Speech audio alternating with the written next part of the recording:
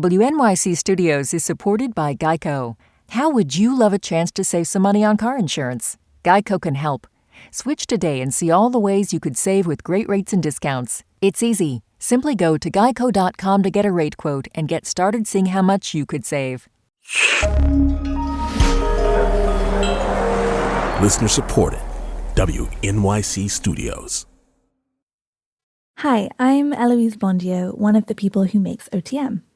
Our colleagues here at WNYC are a very creative bunch, and a few years ago, Brooke was asked to be part of a project dreamt up by one of our favorites, Amy Pearl.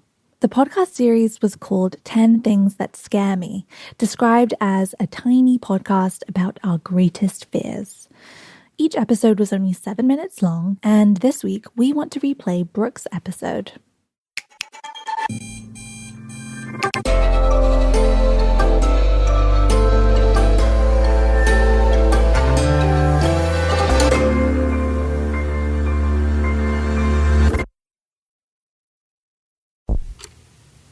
The problem is, most of what I've ever done in my life is motivated by fear. It's like a big dust storm of fear. And you're asking me to pick out 10 little motes or something. And then, of course, there's all the fears that you don't even realize that you have.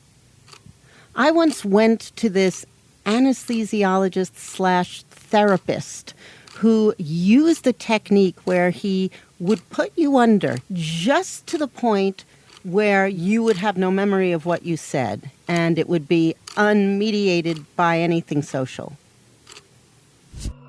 I went in there for various complaints about work and the way I lived my life. And then, when I went under, the first thing I said was, I can't sleep unless the kids are home. And the kids are 33 years old.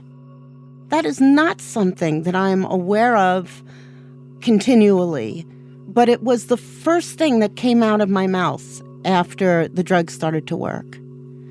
In our pre-drug discussion, he said, well, you know, there are certain things you can't control. And I said, of course I know that. What do you think, I'm nuts? And then under the drug, he said, you know, there are things that you can't control. And I said, not true. I can control it if I just focus hard enough. 1, fear that something bad will happen to my kids. 2, fear that something bad will happen to Fred.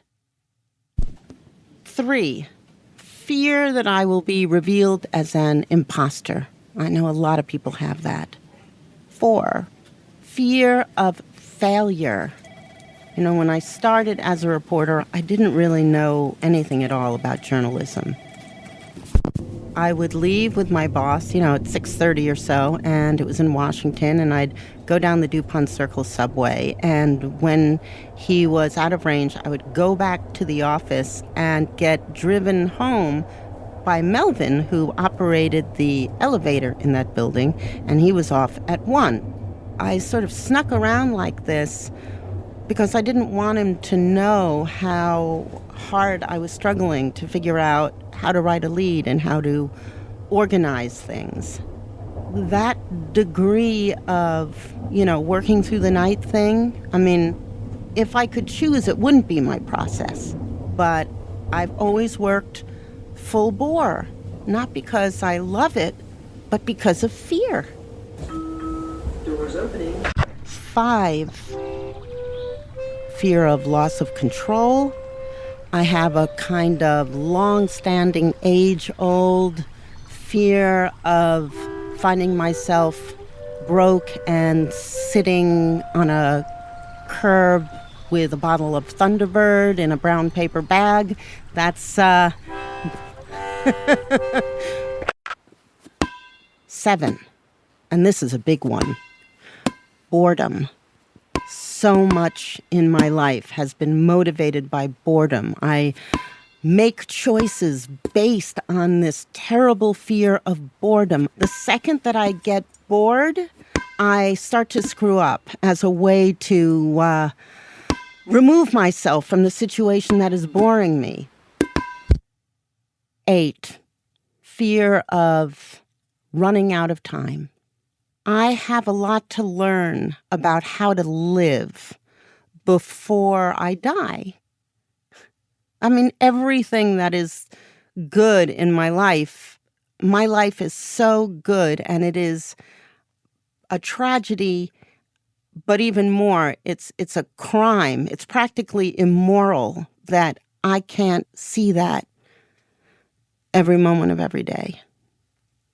9, fear that I will never conquer being afraid. Number 10, I know the numbers tell us that this is a kinder, better place than it's ever been. But I fear that the democratic experiment may be coming to an unsuccessful conclusion. And this brings me back to fear number 1. I'm really scared about what's going to happen to the kids. It's interesting. Once I asked Margaret Atwood, who's a number of years older than I am, isn't she worried about what's going on with the environment? And she said, it's funny, people are always asking me if I'm worried. Sure, I'm worried what's going to happen to people, but there's nothing I can do anymore. So what's the point in being worried? Wow, there's something to strive for when I get to my 70s.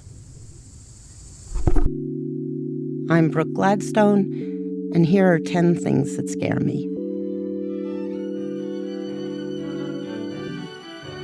Thanks for listening to this podcast extra, and don't forget to sign up for our newsletter at onthemedia.org. And please come back on Friday for this week's show. It's going to be a good one.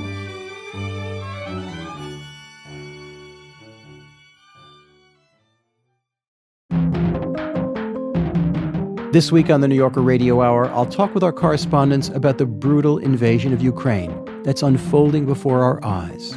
Joshua Yaffa has reported on the Ukrainian resistance as Russian forces attack Kyiv, and Masha Gessen in Moscow is writing about Putin's war from the perspective of Russians at home. That's the New Yorker Radio Hour from WNYC Studios. Listen wherever you get your podcasts.